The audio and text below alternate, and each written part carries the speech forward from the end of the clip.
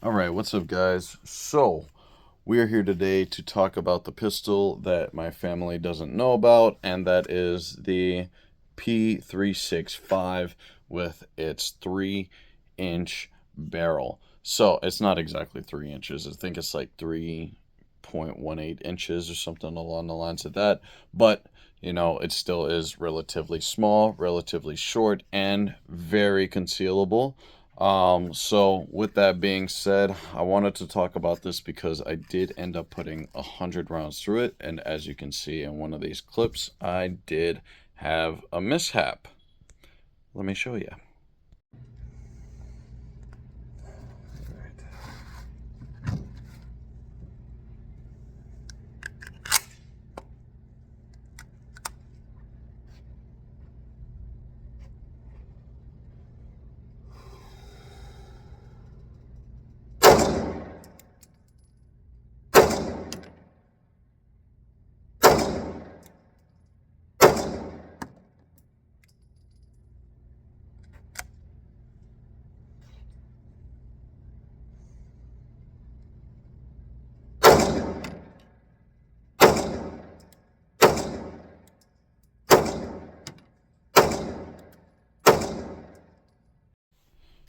So the mishap was because my thumb was on the slide slowing it down. It was not the gun's fault.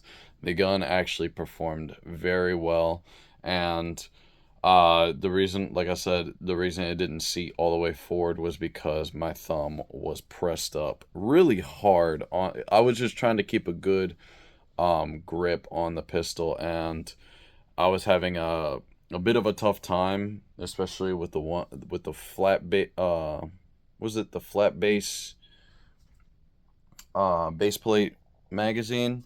So the magazine, I'm not gonna put it inside the gun because I have my rounds in it, but the magazine with the extension for the grip actually performs better in my hand because I have that real estate to have that extra grip for my pinky.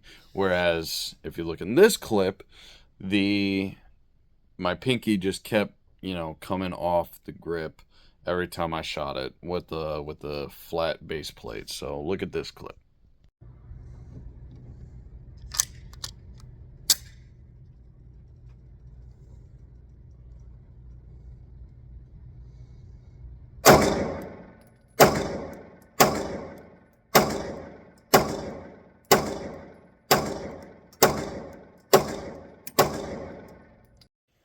All right, guys. So we are gonna finish talking about the 365. I actually have another video idea for you guys.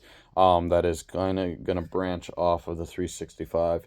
But anyway, I put 100 rounds to this thing, and this thing feels great. The other flaw that I really do have with this thing, and this is because I'm transitioning from a full size to a smaller size subcompact gun, is the recoil management definitely needs to be adjusted on my end, not the pistol itself. The pistol I can't really blame for it because it is a subcompact that I did opt to get. But it definitely has its uses. Subcompact definitely being that concealment is going to be a plus side, but you are definitely going to have to train with this thing, especially for accuracy, because that recoil is definitely going to be a killer. Now, how you train for that is you practice your grip, get a few rounds down range, and then adjust your hands and make sure that you're not holding too tight, but you're holding nice and firm, And so once you have a nice firm grip on it, you should be able to manage that recoil very good. Another thing that I am definitely going to have to point out is because, like I said, it's a transition from a full size to a subcompact. My thumb naturally rests on my hand whenever I'm holding down, but it also naturally rests on the slide. And when I'm having that tight grip, you'll notice in one of the clips, it did this. It wasn't seated all the way. I had to push the slide forward, and so therefore, I wouldn't count it against the gun. It's definitely user error, so it's not technically a malfunction. In fact, I wouldn't say it even technically isn't one. It definitely isn't one on the gun. So Yeah, that is something that I definitely would have to point out with the 365. Otherwise, I definitely love this thing.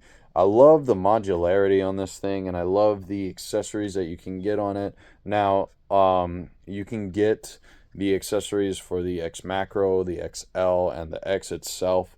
You can get the 12 round magazine. You can get the X Macros 17 round magazine, and you can fit that in here. You can get the XL's magazine as well. They have 15 round magazines.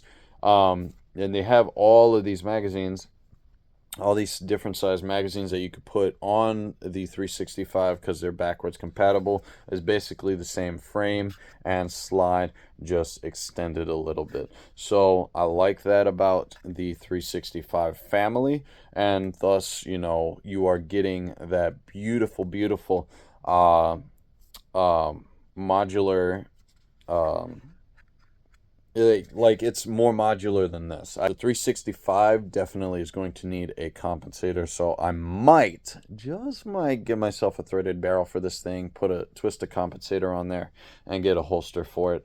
As well as I am getting an optic for this thing.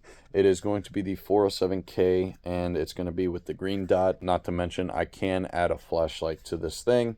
The magazines, like I said earlier, you can get the 17 rounders, you can get the 15 rounders, and you can get the 12 rounders as well. So those are pretty nice for the 365 family. So modularity wise, this thing is very modular and is very customizable. You can do a lot of things with this thing, and uh, it will be a good, reliable pistol, you know. So we're going to talk about one other thing that I would definitely have to say is a plus for the 365 versus the HK VP9. Now, besides the size, we also have the trigger issue. Now, that's not to say the trigger is bad. I'm just saying that the trigger isn't the best, and here's why. So let's go ahead and make sure that there's no brass in there. As you can see, it is an empty chamber. I'm going to slide that forward.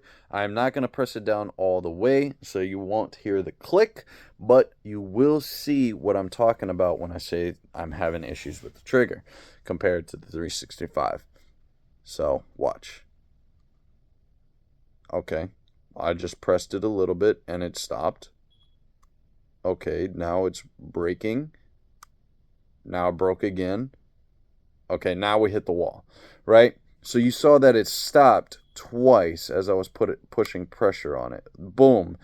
It stopped once, but it was a huge break in between me pulling the trigger from its natural resting point and to the wall. You know, it's not smooth whatsoever. You see how it just isn't smooth at all. Versus this one, you see that there is no round in the chamber.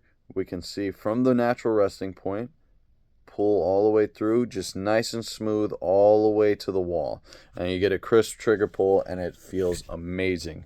So I think definitely that is one of the things that I like about the P365 versus the HK VP9. That's not to say I won't carry the VP9. I still like the VP9. So yeah, the 407K is definitely on the next on the chopping block for this thing. I already got the magazine, and I do have the holster on its way. So those are things that I'm going to be testing out soon. The holster is still made by Tolster. I'm getting the Profile Plus.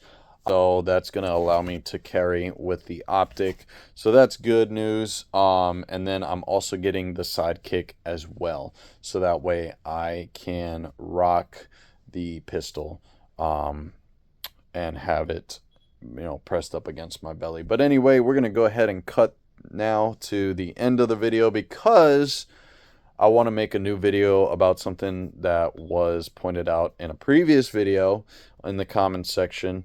So yeah, with that being said, have a great day, guys, and I'll be catching you guys later on.